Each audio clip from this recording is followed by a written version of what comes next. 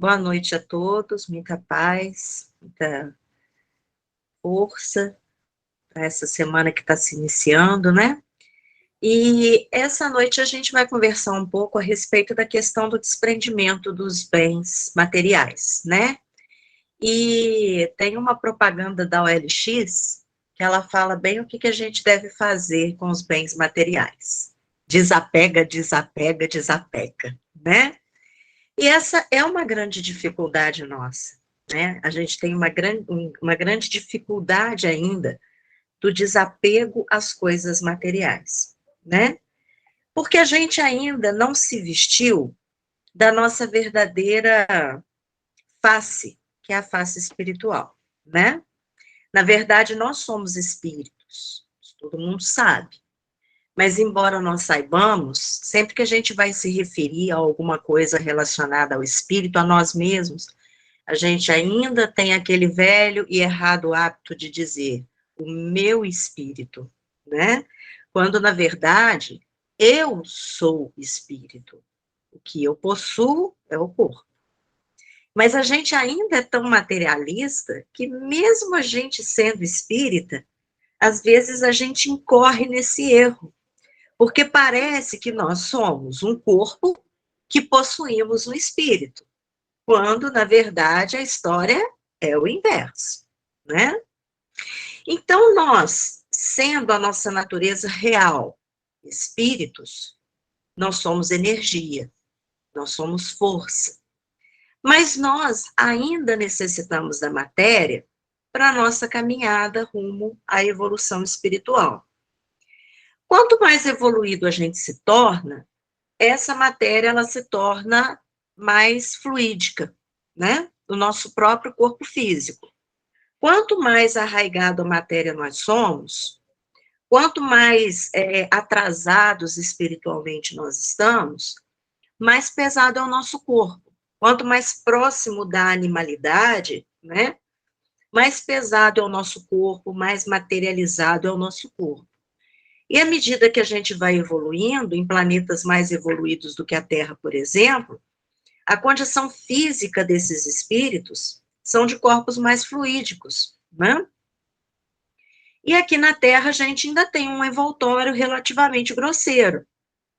E a gente muitas vezes se apega a essa questão da matéria como se a matéria ela fosse extremamente imprescindível para nós. Se nós vivemos ainda num mundo de provas e expiações, transitando aí para o mundo de regeneração, se nós ainda pertencemos a um planeta que está da segunda para a terceira etapa da escala evolutiva dos planetas, olha como que a gente ainda é novo nessa questão de humanidade, né? Antes de nós, planetas primitivos. Nós agora em planetas de prova e expiação, segundo dentro da escala evolutiva, né? Significa que nós ainda precisamos da matéria, né? No entanto, o que a gente vem falar aqui hoje, que a gente vai conversar aqui hoje, é a importância que nós damos às questões materiais na nossa vida. A gente atribui à matéria, muitas vezes, um valor muito maior do que essa matéria tem. E quando às vezes a gente está conversando, né, lá com os nossos alunos lá a respeito das questões do metalismo, né, que é o valor dos metais, lá na época do descobrimento da América, por exemplo, né, os alunos perguntam assim para a gente, mas quem foi que falou que o ouro tem tanto valor assim, né? E aí a gente explica, porque o ouro é algo que a natureza leva muitos anos para formar, né? Então, é assim, é difícil de achar. Quando você acha, a exploração faz com que ele acabe rápido, né? Assim são as pedras preciosas, né? Assim são outros metais. Mas, de uma forma, eles têm razão. Porque quem atribui o valor que o ouro tem, somos nós, né? Ele surge na natureza assim como outros metais, né? São fabricados na natureza com o decorrer dos milênios, né? Com o decorrer com a passagem dos séculos. No entanto, nós é que valorizamos as coisas materiais e às vezes damos um valor a ela que ela, na verdade, não possui. E por causa desse valor das coisas materiais, a gente muitas vezes se perde na nossa evolução espiritual. Por causa de valores materiais, a gente briga com familiares, a gente briga com pessoas que nós deveríamos amar. E nós estamos brigando em função de coisas da matéria, né? Por causa de coisas materiais, muitas pessoas têm morrido assassinadas, né? Porque nós atribuímos valores irreais às coisas. Porque se nós somos espíritos, nós devemos dar valor às coisas que são espirituais e não aquilo que é material. Precisamos das coisas materiais para a nossa vivência. Não precisamos. Nós precisamos do alimento, nós precisamos da água que nós bebemos, nós precisamos da roupa que nós vestimos, do sapato que nós calçamos, né? Das coisas nossas materiais, da nossa cama, do nosso armário para guardar nossa roupa, nós precisamos dessas coisas. No entanto, a humanidade ela tem ficado cada vez mais consumista. E esse é o grande problema. Esse é o nosso grande problema. Né? Até que ponto, muitas vezes, a gente se desespera durante a nossa caminhada terrena, enquanto alguns estão preocupados porque não têm o que comer, nós estamos preocupados porque nós não temos o carro do ano. Né? Enquanto alguns estão preocupados porque não têm o que vestir, nós estamos preocupados porque esse final de ano eu quero porque quero mudar o meu guarda-roupa. E se eu não consigo comprar aquele guarda-roupa belíssimo, aquele armário belíssimo, que eu vi na loja, eu me infelicito. A minha vida é uma porcaria porque eu não consigo ter as coisas que eu quero. E o mundo tem feito com que a gente seja cada vez mais consumista, né? A gente percebe que os aparelhos eletrônicos, por exemplo, quando você começa a conseguir se entender com seu novo celular, ele já ficou obsoleto, né? Já surgiu um novo no mercado, com maior capacidade, com maiores condições de você ali entrar em contato com outras pessoas, de você baixar aplicativo e tudo, e o mercado praticamente te obriga a deixar aquele aparelho que você tinha de lado e a comprar um aparelho novo. Se você aparece na frente dos jovens com aquele aparelhinho de telefone que só recebe e faz ligação, é uma risaiada que, né, eles rolam de rir, como a gente fala. Mas por quê? Porque fica parecendo que a gente é um dinossauro mesmo, lá da era pré-histórica, né? E aí, então, as coisas na vida da gente estão tão corridas, as coisas se modificam tão rapidamente, e a gente quer sempre estar por dentro de tudo que está acontecendo, que a gente vive uma vida corrida, a gente vive uma vida preocupada, sem um real motivo, e a vida passa muito rápido, e a gente fica preso ao ter e esquece do ser, né? Por enquanto, a gente está falando a respeito das questões, dos objetos que nós possuímos ou que nós desejaríamos possuir. Mas há a questão também daquelas pessoas, por exemplo, que se preocupam demasiadamente com a vaidade, né? E são tempos esse que nós vivemos em que a questão da vaidade, ela se tornou quase que uma ditadura da beleza, né? Então, a pessoa, ela tem que ser perfeita, porque quando você vê uma atriz, um ator lá na televisão, eles são perfeitos. E as pessoas esquecem, né, que essa mesma tecnologia, ela propicia os filtros, né, ela propicia lá modificações dentro da imagem de uma novela em que faz com que aquela pessoa que não é tão perfeita assim fisicamente, ela se torne alguém perfeito. E as pessoas do lado de fora começam a viver essa ilusão dessa ditadura da beleza, tanto homens quanto mulheres, e as pessoas, elas começam a gastar dinheiro, a gastar seu tempo, buscando, correndo atrás dessa perfeição física, né? E aí as pessoas começam a fazer coisas que vão além daquilo que seria, entre aspas, natural, né? Como, por exemplo, as pessoas começam a tomar, né, medicamentos que aumentam a massa muscular, são as chamadas bombas, né? Para ficar com um corpão de qualquer forma, não pensando que futuramente aquilo ali pode causar um problema físico muito grave, como, por exemplo, um problema cardíaco. A gente vê, né, essas pessoas aí que fazem 500 plásticas, gastam milhões para fazer plástica, e na maioria das vezes o resultado não é nem tão bom assim, né? Às vezes a pessoa fica pior do que, né, já era, se é que se pode dizer isso. As pessoas não estão aceitando o envelhecimento natural, né? Por quê? Porque a televisão, a mídia, ela me mostra uma beleza e uma perfeição que eu quero atingir aquilo ali. Então, eu começo a gastar com cosméticos, eu começo a gastar com coisas supérfluas, e eu vou me envolvendo com aquela questão da vaidade, a tal ponto que, quando eu desencarno, eu fico presa a esse mesmo corpo físico que eu tanto idolatrei durante a minha encarnação, né? Então, os espíritos contam. Os livros do André Luiz têm alguns casos, não necessariamente relacionados à beleza, mas muitas vezes relacionada à questão sexual, né?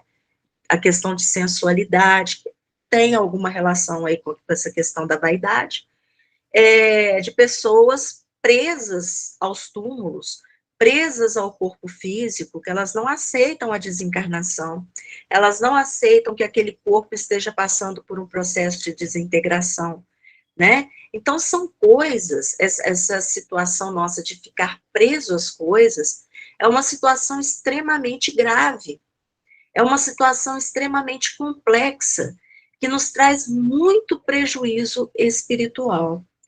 E sobre isso, Jesus vai falar a respeito, lá no Evangelho de Lucas, capítulo 12, versículos 13 a 31. Eu não vou ler ele todo, não, mas algumas coisas aqui seria interessante a gente ler. Então, num determinado momento, né, enquanto Jesus falava, né, ensinava a multidão vários assuntos, um homem que estava ali na multidão, ele falou o seguinte: mestre, diz a meu irmão que reparta comigo a herança. Então, esse rapaz, o pai dele havia morrido, e ele e o irmão dele estavam brigando por causa de herança. E aí, então, né, aquele rapaz vendo Jesus ali ensinar com tanta autoridade, né, e viu por parte das pessoas que o assistiam tanto respeito, que ele pensou assim, quem sabe, né, se esse mestre conversar com o meu irmão vai aceitar, né, dividir a herança comigo sem briga, sem nada disso. E aí Jesus olhou para ele e disse, homem, quem me pôs a mim por juiz para repartir a herança entre vós, né? Qual era a finalidade dele estar pedindo aquilo a Jesus? Jesus não era nenhum juiz para resolver isso. E aí Jesus aproveita da situação para contar uma história. E aí ele conta a história de que um determinado homem, né, que era dono de uma grande quantidade de terras e produzia muito nessas terras, esse homem começa a pensar o seguinte: bom, já que as minhas terras estão produzindo tanto, eu vou começar a amontoar nos meus celeiros. E aí ele tinha um determinado celeiro e ali ele juntou, né, todo aqueles cereais, aquele trigo, que ele foi colhendo ali nas plantações dele, foi amontoando no celeiro. Vendo que naquele celeiro não cabia tudo que ele havia produzido, ele construiu um celeiro maior. E ali ele continuou amontoando. Esses cereais, né, essas coisas que ele plantava ali, que ele foi amontoando, significam para a gente a riqueza, ou os bens materiais que a gente vai amontoando durante a vida, né? E aí, colocando tudo naquele grande celeiro que ele tinha, né? Sim, agora eu posso descansar, eu posso comer, eu posso beber, eu posso folgar, porque eu tenho muito. eu tenho muita riqueza. E aí, esse homem, de repente, ouve a voz de Deus que diz para ele o seguinte: louco, esta noite te pedirão a tua alma. E o que tens preparado, quer dizer, o que você tem guardado, para quem será? Você vai deixar para quê? Tanta riqueza, né?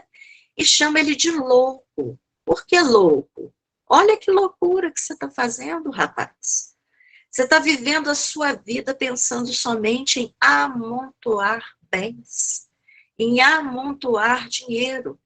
E se você partir hoje, o que você vai fazer com tanta riqueza? Nós podemos levar a riqueza junto conosco? No Antigo Egito, né, a gente costuma falar assim, os egípcios acreditavam na vida após a morte. Sim, mas de uma forma bastante equivocada, né? Então, era muito comum, quando morriam, né, os ricos, que iam ser lá mumificados, e principalmente o faraó, né, que era a pessoa mais importante dentro do Egito, inclusive considerado um deus, quando eles colocavam o corpo do faraó no sarcófago e levavam, né, para aquela sala, aquela tumba preparada dentro das pirâmides, dentro dos templos, eles levavam junto as riquezas que aquele faraó possuía, né? Então, o trono, né, os pertences, aquilo que era, né, de pertencimento pessoal do faraó, aquilo que ele utilizava no dia a dia, inclusive escravos, né? Pessoas vivas eram colocadas muitas vezes dentro dessas salas, dessas tumbas, e fechadas lá, porque imaginava-se que após a morte ele necessitaria de todas aquelas coisas materiais que tinham sido colocadas ali junto com ele, inclusive esses escravos. Né? E a gente, hoje, com o conhecimento espírita que nós temos, a gente pode imaginar o quanto destas pessoas ficaram presas a esses corpos, né? Ficaram presos a essas tumbas. A mumificação, ela tinha justamente o objetivo de que aquele corpo não se decompusesse, porque eles acreditavam que após o faraó passar, né, pelo julgamento no mundo dos mortos, né, se o coração dele fosse leve, mais leve do que uma pena, ele poderia voltar, né, e reencarnar naquele corpo ali. Por isso, né, a mumificação. Então, era uma ideia muito distorcida do que seria a vida após a morte, uma ideia muito distorcida a respeito da reencarnação, né? Na verdade, a gente percebe ali uma necessidade de se espiritualizar, mas, ao mesmo tempo, ainda estavam muito presos às questões materiais, né? Ainda estavam muito presos à questão das riquezas. Então, é um pensamento distorcido. E nós, hoje em dia, também temos um pensamento distorcido a respeito da espiritualidade, né? E nós esquecemos disso, que nós somos espíritos, que nós podemos desencarnar daqui 1 minuto e nós não vamos levar nada daquilo que a gente ajuntou nos nossos celeiros, né? E muitas vezes, até mesmo espíritas, às vezes tem lá um guarda-roupa lotado de roupas que não usa mais. Tanta gente precisando, né? E aí, então, a gente, ao invés da gente buscar separar aquela que nós não utilizamos mais, porque nós engordamos, ou porque nós emagrecemos, ou porque nós já usamos, já enjoamos daquela roupa, tem gente que enjoa. Eu, na verdade, eu uso a roupa até ela começa a rasgar, a ponto da minha mãe falar assim, ou você para de usar essa roupa, eu vou sumir com ela, né? Mas tem gente que enjoa, joia. Então pega aquela roupa e doa. Mas eu posso precisar dela em algum momento na minha vida. Então eu vou guardar. Quantas pessoas fazem, né, coleção de sapatos? Tem gente que não pode ver uma loja de sapato, que a pessoa vai lá, compra 2, 3 pares, e muitas vezes nunca vai usar na vida. O acúmulo de dinheiro. A gente precisa de dinheiro? Precisa. Dinheiro é bom? Comprar é bom. Mas aí a gente, né, achar que aquilo ali é a coisa mais importante da vida da gente, que é o grande perigo, é onde a gente tropeça. A gente ficar apegado a heranças, né? Você vai morrer, você não vai levar nada daquilo junto com você. Ontem eu tive a infeliz notícia, né, de uma conhecida minha, mas que, ao mesmo tempo, serve até para a gente poder falar, exemplificar aquilo que a gente está falando. Uma senhora minha conhecida, ela tem quase 80 anos de idade. Ela estava me contando ontem que a mãe e o pai dela faleceram há alguns anos atrás. E uma pessoa da família dela, acho que irmã dela, construiu em cima da casa que era dos pais. Então, pegou toda a extensão da casa e construiu em cima. Então, que com a morte dos pais, eles fizeram o inventário e foi dividido, né, pelo juiz, o que seria de uma e o que seria da outra. E que a irmã vive falando que tudo ali é dela. Jóia. Quando foi há uns meses atrás, o sobrinho dessa senhora, filho, né, da irmã, teve um surto praticamente, né, e agrediu essa senhora de quase 80 anos por conta de herança, né? E aí ela, muito triste, falou comigo o seguinte, falou, nossa, Sandra, quantas vezes, né, eu troquei a fralda desse menino quando ele nasceu, né? Quantas vezes eu olhei ele para minha irmã e hoje eu sofro a agressão dele, a ponto de ter que ir na polícia, fazer denúncia, aquele negócio todo.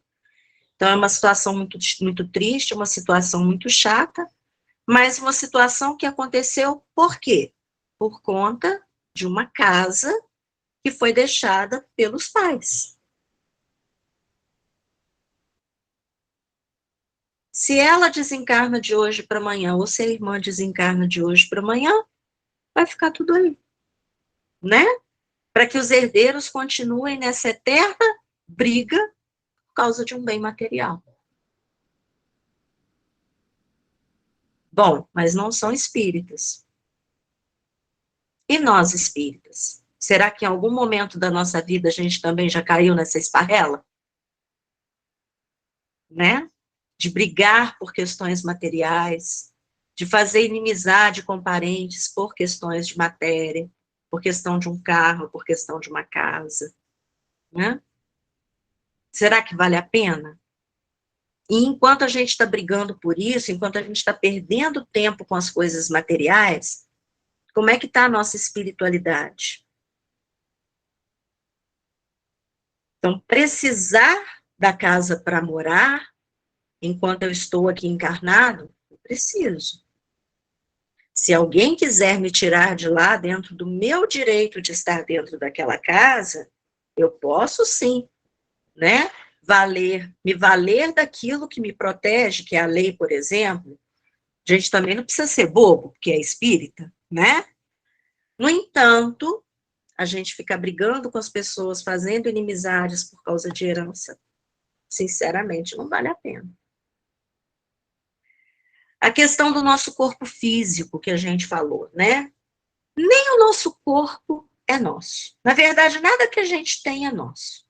Nada, absolutamente nada.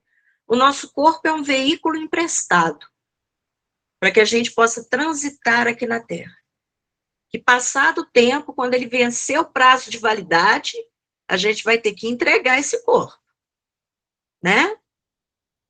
E a questão física nossa? Eu tenho um corpo que eu tenho que cuidar dele. Isso é uma obrigação minha, enquanto filha de Deus, que recebi do mesmo este corpo para o meu trânsito na Terra. Então, eu tenho que cuidar desse corpo, é uma obrigação. Então, a questão da higiene, né? A questão do bem-estar físico, da gente não ficar comendo doce, né, Carla? Mentira, que eu como doce todo dia, mas não deveria, né? Da gente ficar, às vezes, comendo coisas que a gente sabe que vai fazer mal pra gente, né? Se eu tô lá com o meu colesterol alto, com o meu triglicérides alto e o médico fala comigo, precisa fazer uma dietazinha, precisa fazer uma atividade física, e eu não faço, as consequências que isso vai acarretar para o meu corpo é uma responsabilidade minha. Não é um problema meu, não, tá, gente? É uma responsabilidade minha. Porque quando a gente fala assim, problema é meu, é como se eu estivesse falando assim, você não tem nada com isso, é eu e eu mesmo. Mas não, é uma responsabilidade, porque o nosso corpo é nossa responsabilidade, né? Então, nós precisamos cuidar do nosso corpo. No entanto, cuidado com a vaidade excessiva, né? O que seria essa vaidade excessiva? Porque vaidade, né, quase todos nós temos, né? Eu, por exemplo, costumo falar que eu não sou uma pessoa muito vaidosa, não. Eu não uso maquiagem, não uso brinco. É muito difícil vocês me verem com isso. Unhas também não vou em salão fazer. Mas eu tenho uma coisa com o meu cabelo, gente, que não é a coisa mais linda do mundo, mas eu amo o meu cabelo. Então, alguma vaidade eu tenho, não tem? Pois é. Mas o que a gente não pode é fazer com que isso seja excessivo dentro de nós, a ponto de chegarmos a situações igual a que a gente vê por aí, né? Pessoas morrendo, às vezes utilizando produtos que não pode, às vezes para, né, ficar com um corpo mais bonito e tudo mais, e a pessoa aí perdendo a vida por causa disso, né? A gente gastar rios de dinheiro com salão e esquecer que muitas vezes do nosso lado ali, ó, do lado da nossa casa, tem alguém precisando de um alimento, né? Então, tudo que é demasiado, tudo que fora, assim, daquilo que seria o natural, daquilo que seria o normal, é prejudicial. E nesse sentido, inclusive, esse apego que a gente tem com a matéria. Mas Jesus, ele não para por aí, não. Ele fala assim com os discípulos dele. Portanto, vos digo, não estejais apreensivos pela vossa vida, sobre o que comereis, nem pelo corpo, sobre o que vestireis. Mais é a vida do que o sustento, e o corpo é mais do que as vestes. Considerai os corvos, que nem semeiam, nem cegam, nem têm despensa, nem celeiro, e Deus os alimenta. Quanto mais valeis vós do que as aves. E qual de vós, sendo solícito, pode acrescentar um côvado à sua estatura? Pois se nem ainda podeis as coisas mínimas, por que estáis ansiosos pelas outras coisas? Considerai os lírios, como eles crescem, não trabalham nem fiam, e digo-vos, que nem ainda Salomão, em toda a sua glória, se vestiu como um deles. E se Deus assim veste a erva, que hoje está no campo e amanhã é lançada no fogo, quanto mais a vós, homens de pouca fé. Não pergunteis, pois, que haveis de comer ou que haveis de beber, e não andeis inquietos, porque as nações do mundo buscam todas essas coisas, mas vosso Pai sabe que precisais dela. Buscai antes o reino de Deus, e todas estas coisas vos serão acrescentadas. Então, o que Jesus quis dizer, dando como exemplo ali o corvo, né? Ou os pássaros, porque em algumas traduções ele fala dos pássaros. E o que ele quer dizer com os lírios, né? Que o lírio é uma flor muito bonita, que nem Salomão em toda a sua grandeza, né? Nem com toda a sua riqueza ele se vestiu como um desses lírios. O que Jesus quis dizer com isso? Para a gente parar de ficar preocupado com as coisas materiais. Que é para primeiro a gente buscar o reino de Deus. E o que é o reino de Deus? É a busca da nossa melhoria espiritual. O reino de Deus é a perfeição espiritual que nós atingiremos um dia, né? Ou pelo menos a perfeição relativa.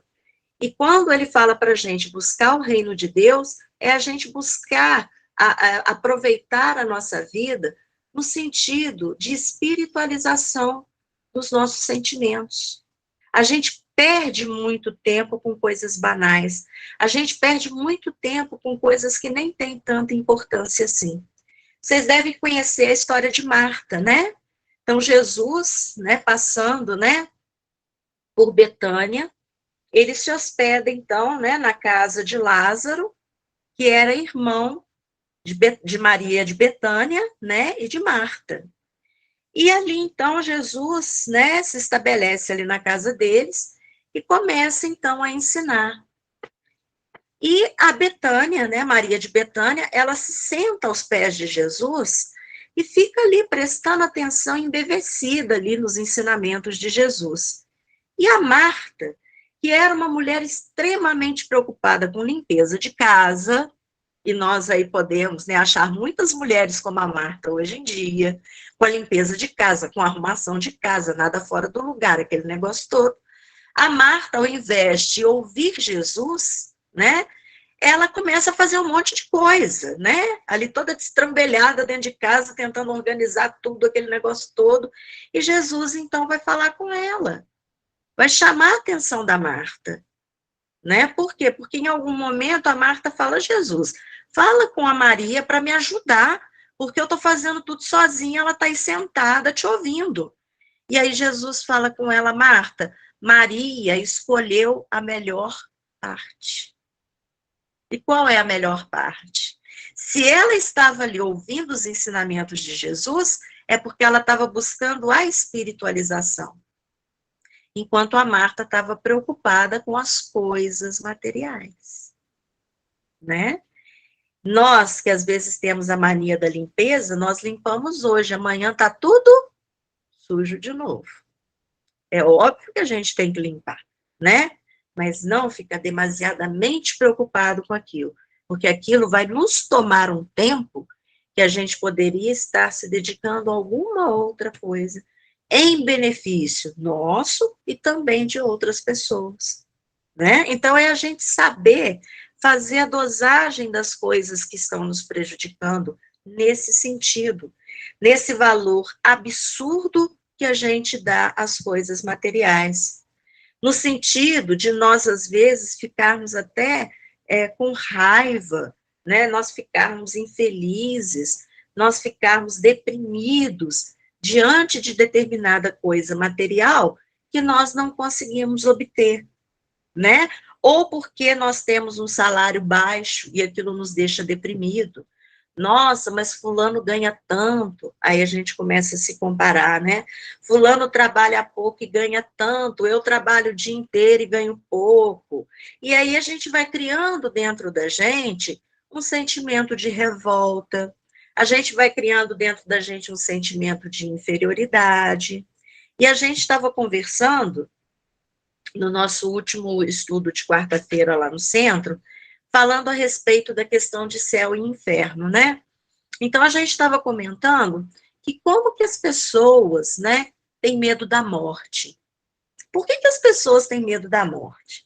Cada um pensa de um jeito. Alguns têm medo assim. Tem algumas pessoas que falam assim, eu tenho medo não da morte, mas como a forma como eu vou morrer. Ou se eu vou sofrer para morrer. Mas tem gente que fala assim, eu tenho medo da morte porque eu não sei o que vem depois dela. Por quê? Porque algumas pessoas acreditam em céu, outras pessoas acreditam em inferno, ou acreditam nas duas coisas. E nós, espíritas, temos a nossa comparação dentro desse pensamento, né? Quando a gente fala lá do céu, a gente sempre lembra das colônias espirituais como nosso lar, né? E quando a gente fala de inferno, a gente vai lembrar logo do umbral. E aí, às vezes, as pessoas falam assim, não, eu tenho muito medo de morrer porque eu não sei se eu vou para o umbral. Ô, gente, céu e inferno, né?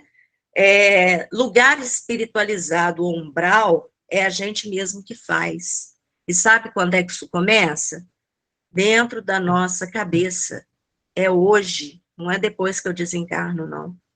São os pensamentos que eu acalento no meu dia a dia que vão permitir que o meu desencarne me leve a lugares mais espiritualizados ou me leve a lugares onde haja ainda muito sofrimento, né? Se eu sou uma pessoa extremamente negativa, se eu sou uma pessoa que vivo falando em doença, Se eu sou uma pessoa que vivo odiando todo mundo, com raiva de todo mundo, eu não vou querer ir para uma colônia espiritual. Então, aonde começa o meu umbral? Aqui na Terra, com os meus pensamentos diários. Se eu desencarno de hoje para amanhã, eu vou ser levada a locais no plano espiritual de acordo com a minha mente. É a mente que manda em tudo, né? Então, a gente tem que buscar tudo que é bom. E o desapego a essas coisas materiais é uma dessas coisas que a gente precisa fazer. A gente precisa realmente começar a se desapegar, né? A olhar para as coisas que nós temos, que a gente vai acumulando durante a nossa vida, e pensa o seguinte: aquilo que já não é útil para mim hoje, ele pode ser útil para alguém que não tem. Então, eu vou começar a separar essas coisas e ver para onde eu posso doar, e ver para quem eu posso dar, né? Porque o que como é que... Até uma frasezinha, o pessoal anda usando muito isso. O que é lixo para alguns é luxo para outros, né? Então, assim, eu não falo nem da questão do lixo, porque a gente também, quando doa, a gente tem que saber até doar, que a gente não doa para o outro aquilo que também não serve para a gente usar, né? Se eu tenho uma camisa na minha casa e aquela camisa está rasgada, ela serve para mim? Não. Então, ela também não serve para o outro, né? Antigamente, as pessoas tinham hábito, eu não sei, né, se vocês já viram isso, mas antigamente algumas pessoas tinham hábito, quando iam doar roupas, a pessoa tirava o botão, tirava o fecheclé, tirava tudo da roupa, deixava só o pano. Poxa, se não serve para mim sem fecheclé, por que vai servir para o outro? Né? Então, até doar, a gente tem que saber doar. É aquilo que ainda dá para o outro utilizar. Um dia desses eu vi uma loja com um nome muito engraçado, que eu nunca tinha visto dessa forma. Achei muito criativo até. E a gente vê essas lojas que vendem roupas usadas como brechó, né? Aí é até aqui no Manuel Honório. Aí estava assim a plaquinha na loja assim, moda reutilizável. Então, a moda reutilizável é isso aí, é aquilo que pode ser reutilizado por outras pessoas, que são as coisas das quais nós vamos nos desfazer, porque está enchendo as nossas gavetas, está enchendo o nosso guarda-roupa sem necessidade, e doar para os outros. E a gente não está fazendo nada demais fazendo isso, porque a gente doar o que nos sobra é muito fácil. E Jesus falou sobre isso, quando ele conta a história do óbolo da viúva, né? Então, ele conta que a mulher, ela vai lá e doa uma moedinha, enquanto muitas pessoas estão doando, né? E Jesus está lá observando, ele e os apóstolos, o pessoal fazendo as ofertas, né? De dinheiro. E aí, então, tem gente que chega para aquele saco de moedas, aquelas coisas todas e tal. Aí, de repente, chega uma mulher muito simples e vai lá e doa uma moeda. E aí, né, os apóstolos se questionam, né? Mas se essa mulher doou apenas uma moeda, enquanto tem gente aí doando sacos e sacos de moeda, será que ela vai ser agraciada da mesma forma, né? E aí então Jesus fala para eles, ela doou tudo o que ela tinha, né? Muitas pessoas, às vezes a gente vê em programas de televisão, eu acho até que isso devia ser mais falado, eu acho até que as pessoas deviam colocar mais isso em programas de televisão, de pessoas que às vezes vivem com salário mínimo e conseguem fazer comida e distribuir para a favela inteira. É quase que uma multiplicação do pão e dos peixes, realmente.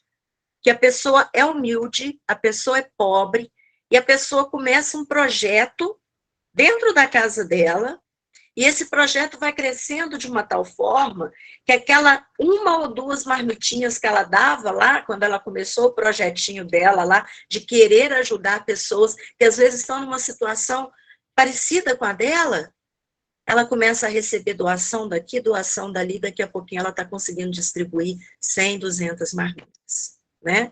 A gente vê muito isso acontecer, né? Pessoas que vivem de um salário mínimo e conseguem no final do ano distribuir brinquedos para as crianças carentes, sendo que aquela pessoa também está no estado de quase carência, né? Então isso é o óbolo da viúva, é aquela pessoa que nada tem, mas que mesmo não tendo nada, ela divide o pouco que ela tem com aquele que tem menos do que ela, né? E quantos de nós faz isso? Raros, porque a gente sempre doa aquilo que nos sobra, né? A gente sempre doa o que nos sobra. Então, a gente não está fazendo nada demais, mas a gente está fazendo uma coisa importante. A gente está treinando o desapego, porque tudo na evolução espiritual em que nós nos encontramos é realmente um treino. Nós estamos treinando para nos tornarmos pessoas melhores. Nós estamos treinando para nos desapegarmos das coisas materiais.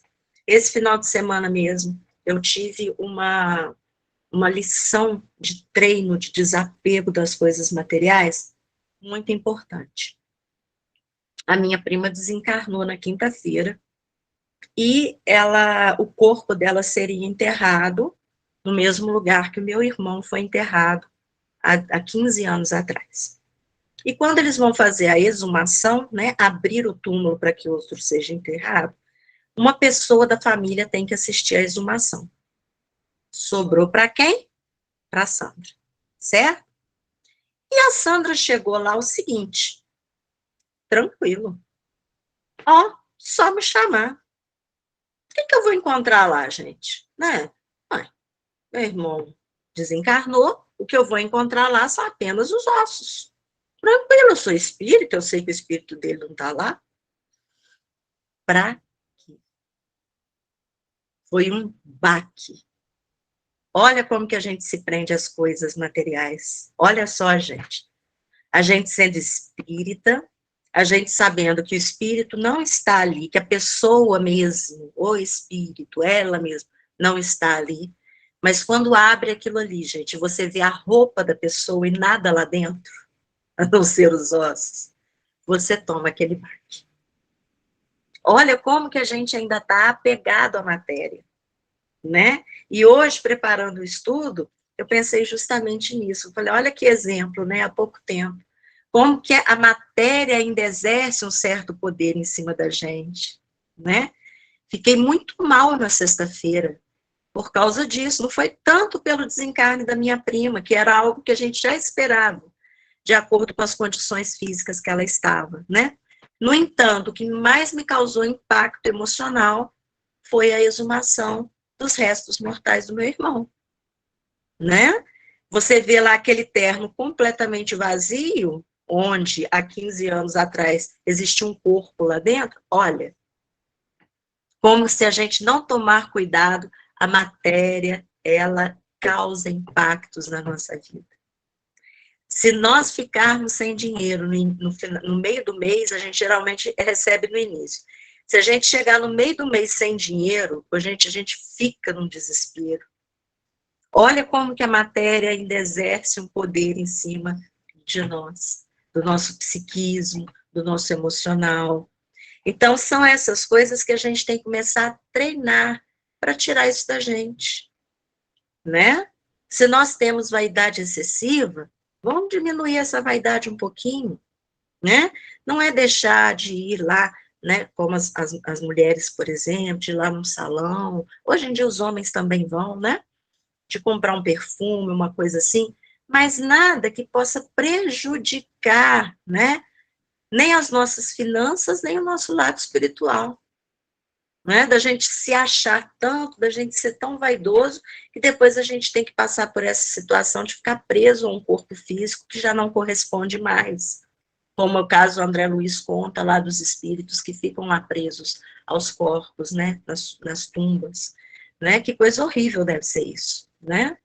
E tem uma história, né, que é contada, a gente vai encontrar isso no livro da Joana de Ângeles, mas a gente vai encontrar também no Momento Espírita, que conta a história, né, de um filósofo grego chamado Diógenes. Não sei se vocês já ouviram falar dele. Então, a história, né, vou ler aqui para a gente não perder nada. Conta-se que Diógenes destacou-se entre os sábios gregos e chegou a ser professor de Alexandre da Macedônia, que era o Alexandre o Grande. Um dia, começou a questionar os costumes do seu tempo e a necessidade dos bens materiais. resolveu adotar uma vida totalmente desprendida e ficou morando dentro de uma barrica, tendo para seu uso pessoal somente uma cuia com água. Então, o que é uma barrica? Né? Aqueles negócios lá de colocar vinho, igual tem o Chaves lá, né, que mora dentro de um barril. Então, é tipo um barrilzinho. Então, ele foi morar dentro do barril. Aí a gente pensa assim, é doido. Eu acho que ele estava treinando o desprendimento dos bens materiais, né? É a forma que ele achou para fazer esse treino. Da mesma forma que São Francisco de Assis, né? Que era uma pessoa extremamente rica, filho de um nobre, né? De um comerciante, ele larga absolutamente tudo e vai viver de uma forma pobre. Ele era chamado de louco o tempo inteiro. E o Diógenes não devia ficar muito atrás, não. Depois de algum tempo, ele descobriu que nem mesmo da cuia ele precisava, porque usando as duas mãos, ele poderia pegar água para beber ou para limpar-se. Jogou a cuia fora. Quando Alexandre invadiu a Grécia, fez questão de visitar seu antigo professor. Encontrou-o sob o sol, junto à barriga, entregue aos próprios pensamentos e lhe disse: Você já deve saber que conquistei a Grécia e que todas estas terras agora me pertencem. Como você foi meu professor e sempre o admirei, quero recompensá-lo de alguma forma. Diga-me, o que você deseja? Ou seja, o Alexandre ofereceu tudo para ele. Porque o Alexandre era muito poderoso, o Alexandre era muito rico, ele tinha conquistado toda a Grécia. O que o professor dele, o que Diógenes pedisse, ele daria. Houve um momento de silêncio. Alexandre e todos os integrantes de sua escolta aguardavam com curiosidade a resposta do filósofo. Posso pedir mesmo, disse Diógenes. Sim, peça. O que desejo é que você saia da frente do sol, pois está impedindo que seus raios quentes toquem meu corpo. Alexandre não respondeu, apenas saiu da frente do sol, e naquele pequeno gesto, tentou compreender a filosofia de vida do seu antigo mestre. Olhou mais uma vez para Diógenes em sua barrica, olhou para seus soldados, tomou as rédeas do seu cavalo e seguiu o seu caminho rumo à conquista da Ásia. Ele ali recebeu um grande ensinamento. A única coisa que Diógenes queria era pegar sol. Ele podia ter tudo. Ele não quis nada. E o Alexandre, então, não entendendo o ensinamento do seu mestre, ele pega o seu cavalo e vai conquistar a Ásia.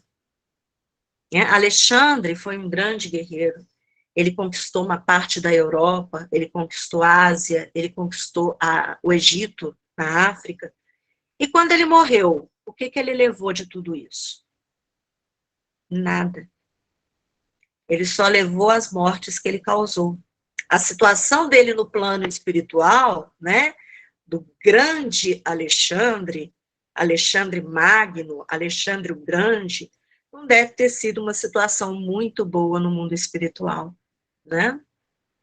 E aí, então, vem o ensinamento lá do momento espírita. E a gente vai terminar com esse ensinamento. Incontestavelmente, o desprendimento dos bens terrenos é uma necessidade lógica. É verdade que ninguém precisa desprezar os bens que conquistou com seu próprio esforço, pois esses constituem legítima propriedade. No entanto, é preciso treinar o desprendimento desses bens que um dia ficarão sob o pó da terra.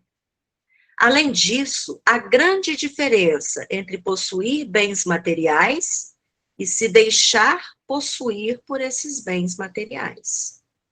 Conforme afirmou um grande pensador, o tesouro do sábio é a sua mente e o do tolo são os seus bens. Sim, porque o verdadeiro tesouro é aquele que podemos levar conosco para onde formos, inclusive na viagem de volta ao mundo espiritual. Assim, os bens materiais e todos os recursos que estão em nossas mãos, sob nossa administração temporária, devem servir para fomentar o nosso progresso, e também o daqueles que convivem conosco, parentes ou não. Quando as riquezas terrenas geram salário, saúde, educação e oportunidades dignas para o ser humano, são geradoras de tesouros nos céus e garantem o bem-estar do espírito imortal que delas fez bom uso. Mas quando as riquezas servem apenas para deleite daqueles que as detêm, geram infelicidade e desgosto no além-túmulo. O homem moderno, levado pela sede de conquistar mais e mais, esquece de si mesmo. Conquista o sistema solar, mas perde a paz. Descobre o mecanismo da vida e despreza a própria existência. Realiza incursões vitoriosas nas partículas que compõem o átomo, mas desagrega-se interiormente. Sonha com o amor e se entorpece nas paixões infelizes. Aspira à felicidade, mas se intoxica nos gozos brutalizantes. Importantes, sim, são as conquistas intelectuais que geram o progresso e o bem-estar da humanidade. No entanto, é imprescindível cultivar o solo dos nossos corações, onde as flores das virtudes possam germinar e crescer, gerando felicidade e paz verdadeiras. Que Jesus nos abençoe a todos e muito obrigada.